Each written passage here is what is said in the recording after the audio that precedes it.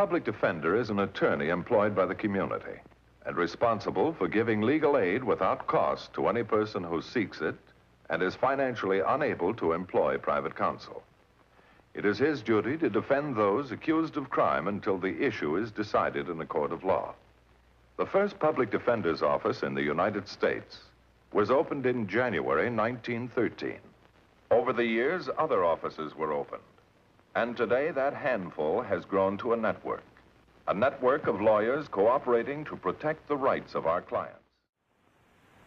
This is the story of Gilbert Mason, better known as Socrates, who, for reasons of his own, dedicated his life to helping others. Socrates was a citizen of Jeremy Street. You'd probably call it Skid Row, a haven for those who had something to forget. By nature, Socrates was a peaceful man. But just a few nights before Christmas, as he was conducting the services at the Mission of Hope, violence was about to enter his life. It struck a short distance away in a parking lot.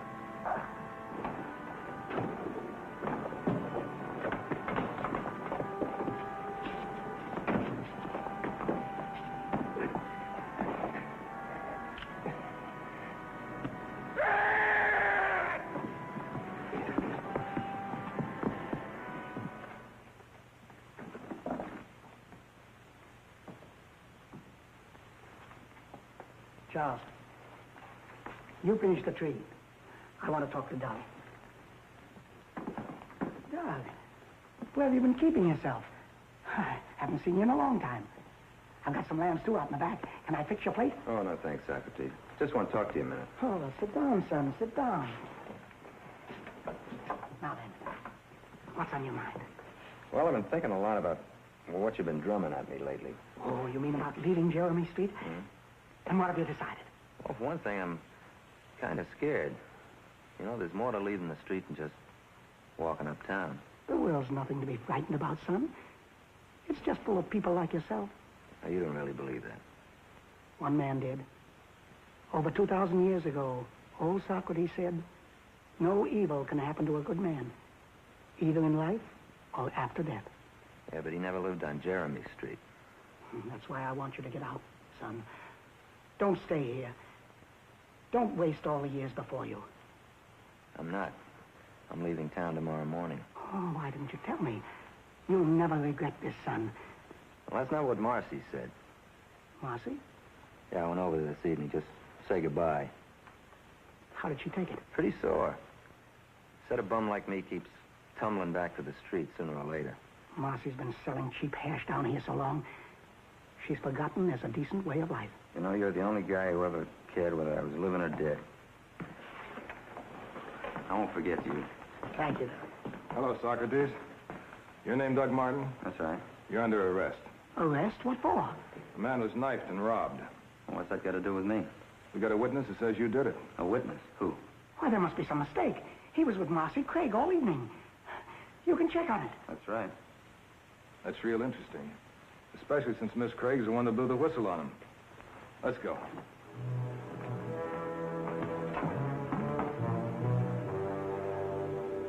"25 years old. Good war record. No previous arrests. How do guys like you end up in the human trash heap anyway? How does anybody end up anywhere? Somebody gives them a push.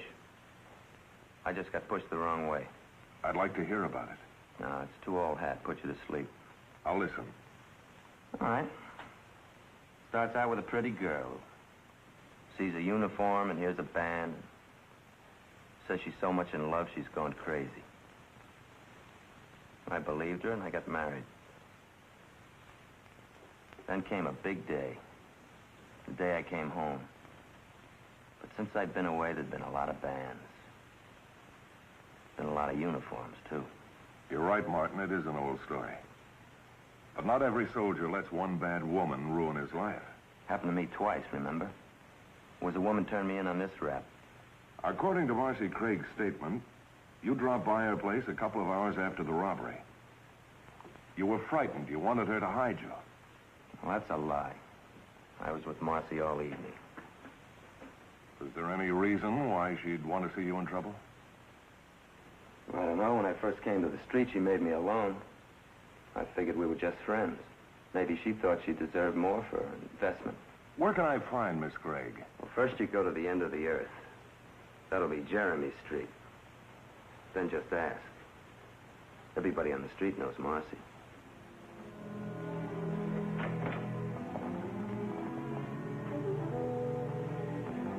Mr. Matthews, there's a man down there who made me want to try all over again. I still want to try. Socrates? Do you know him? A lot of people do. I wonder if you believe him, too. Believe what, Martin? What Socrates says. That no evil can happen to a good man. Socrates was a very wise man.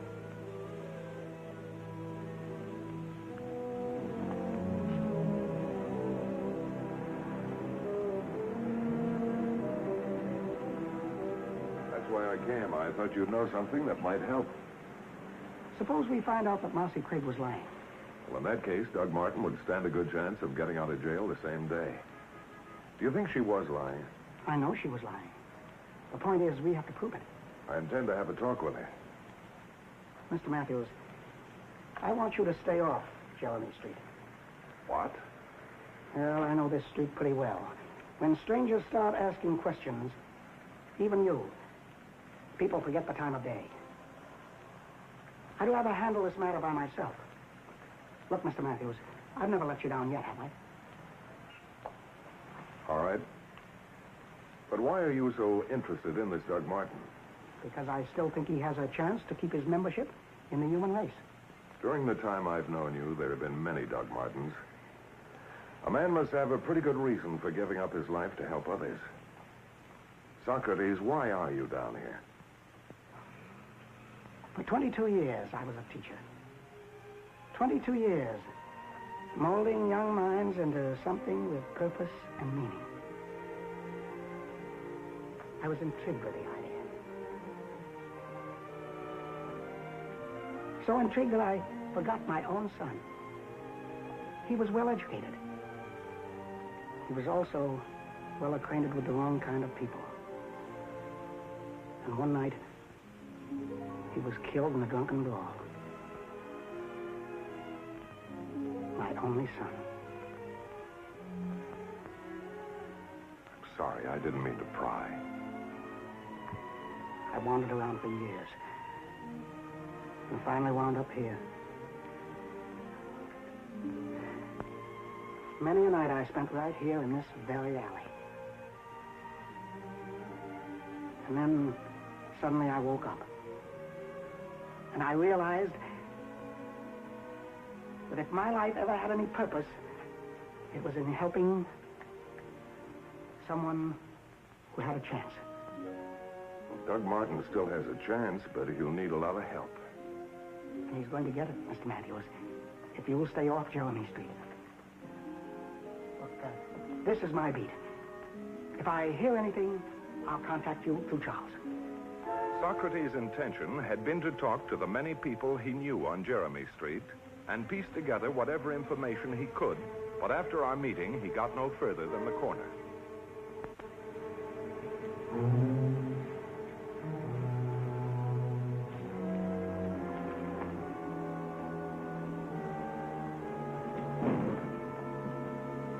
Joe, I was coming out of Marcy's when I seen him talking to a guy.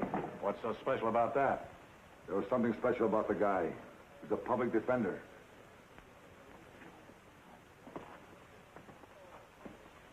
Hello, Joe. Glad to see you.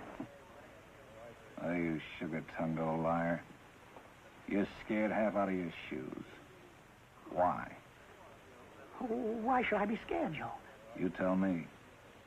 What did you and the public defender have to chat about? Well, as a matter of fact, we were talking about the mission. You see, it's 3 days before Christmas, and we always try to give the congregation a turkey dinner. Only this year, we're suddenly deficient in turkeys. Too bad. And what's that got to do with Matthews? Mr. Matthews is a man of compassion. He offered to donate a turkey. As a matter of fact, maybe you'd like to do the same thing. Me? Yes. You're one of the few men down here who always seems to have a little money. If I do, I keep it. Well, then I guess a few of our congregation will have to have a turkey dinner of beans and soup. It's too bad. If only... Only what? If only Mr. Corley hadn't been hurt in that holdup.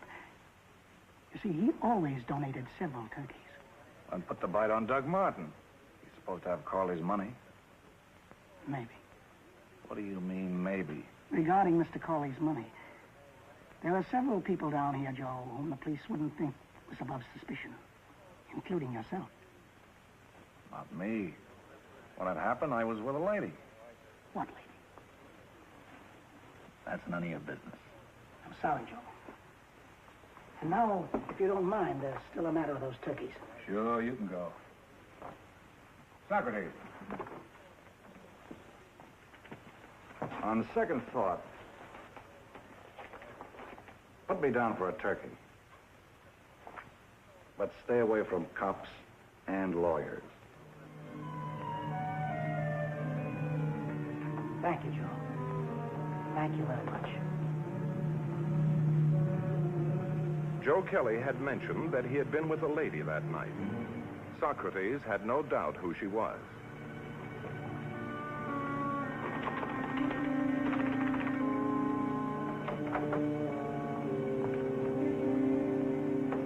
We're closed to customers, and I don't give handouts.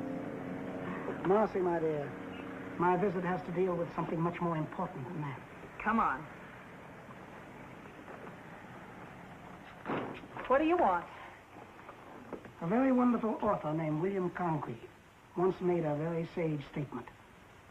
Hell hath no fury like a woman scorned. What are you talking about? To put it in terms of Jeremy Street, Marcy, I think you gave Doug Martin a raw deal. Get out. A young man much too good for you told you he was leaving town. It wounded your affection, to say nothing of your pride. So all you could think of was getting even. Ah, you're crazy. You don't know what you're talking about. Doug told me everything that happened that night, that he was here with you. Doug's lying. I'd kicked him out of my life. I was sick of him. That's very amusing. The only decent thing that ever happened to you, and you wanted to get rid of it. But you didn't, Marcy. You're lying. I'm going to open that door once more, and if you don't walk out, I'm going to yell cop good and loud. Very well. But if you do, remember, perjury is a very serious offense, especially when used to hide a criminal.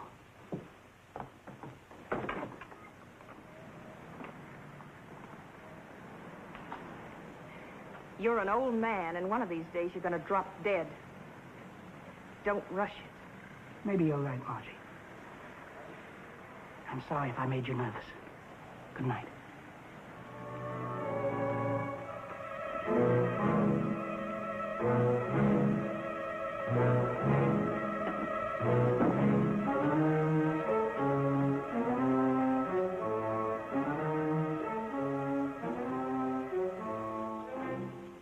Joe, I got to see you.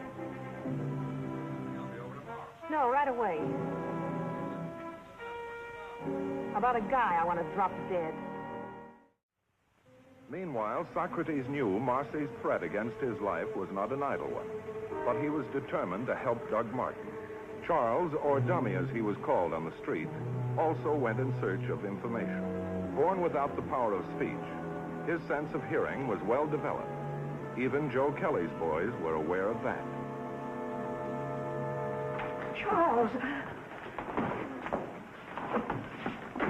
Charles, are you all right? He's all right, except for a couple of cracked ribs. He wouldn't have had that if Bruce hadn't been drinking. Bruce shouldn't drink. He's not responsible when he does. I hope you're satisfied, beating up a little man who can't talk. Can't talk, maybe. But he's got ears. Big, long ears. If I catch him again trying to listen in, I'll give him a heap more. Why was the dummy listening? When a man can't talk, he has little choice but to listen. Then give him some advice. People on Jeremy Street get nervous easy. Tell him to stick to the mission. It might save his life. Oh, that advice might not look bad on you.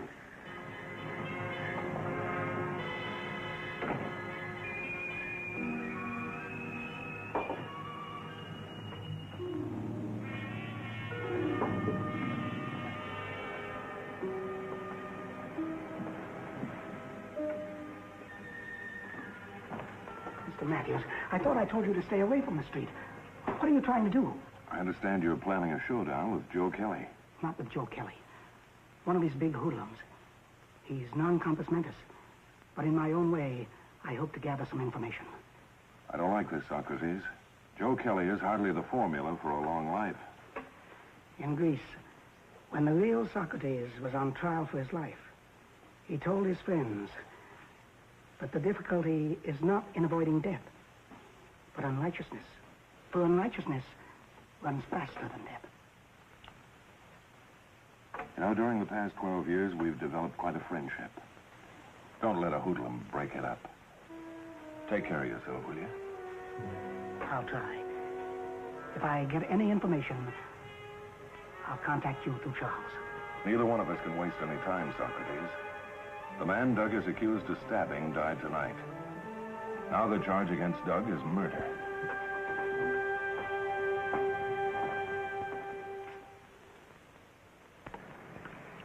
Well, Bruce, I'm glad we bumped into one another. You're an amazing young man.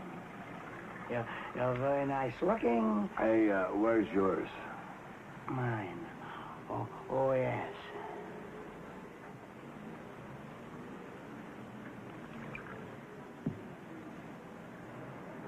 You're very smart sometimes, and other times you're very dumb.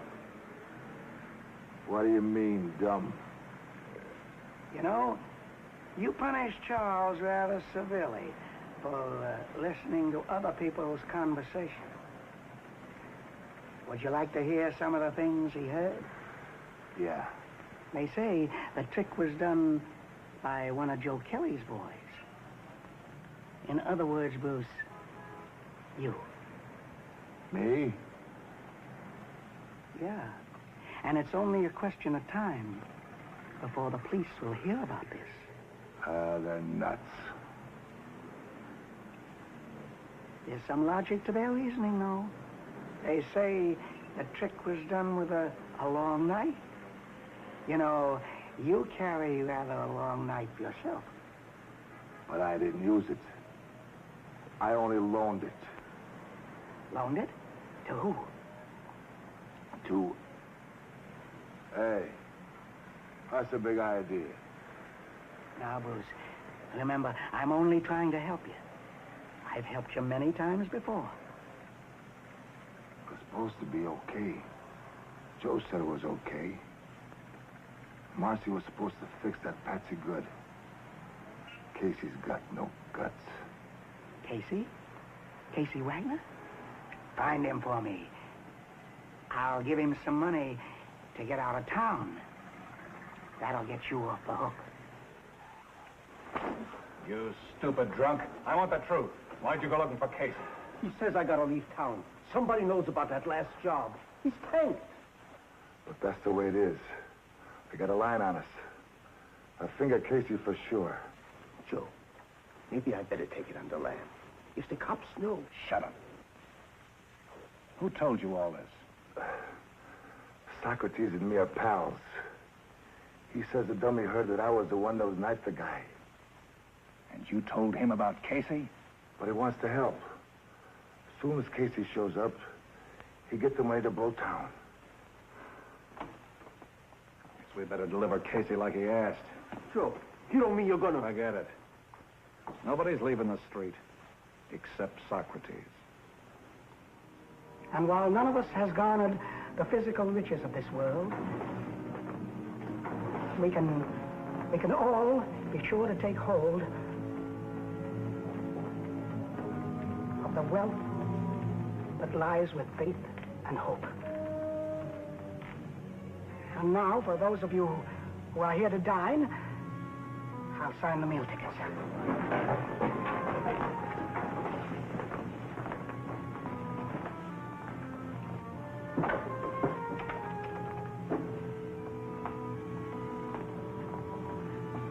Charles, you first.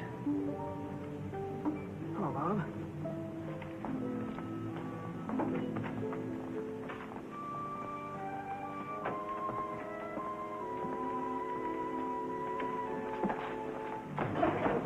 Understand you want going to meet Casey.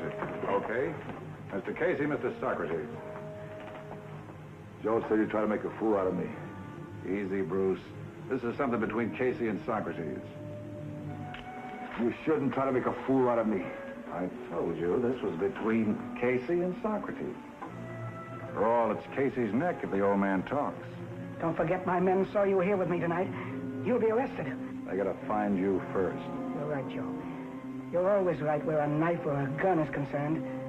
That's because you're a man of violence. But you'll destroy yourself someday. Men like you usually do. Make it fast. I'll start the car.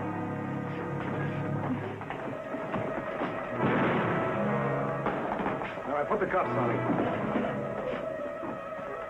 Mr. Matthews, you sure had me worried. They stood right alongside of me all the time the men were eating. I thought you'd never get here. I called the police as soon as I got your message.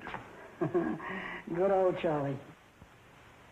Now I know why they call you Socrates. You sure know your stuff. There's not many men I think of calling for help on a mission meal ticket.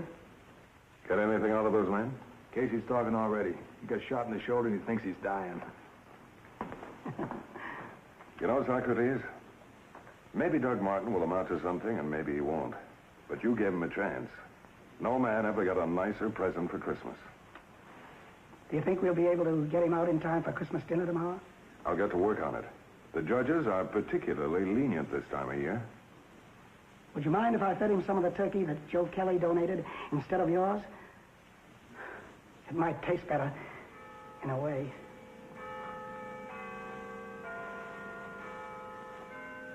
Merry Christmas, Socrates. Merry Christmas to you, Mr. Matthews.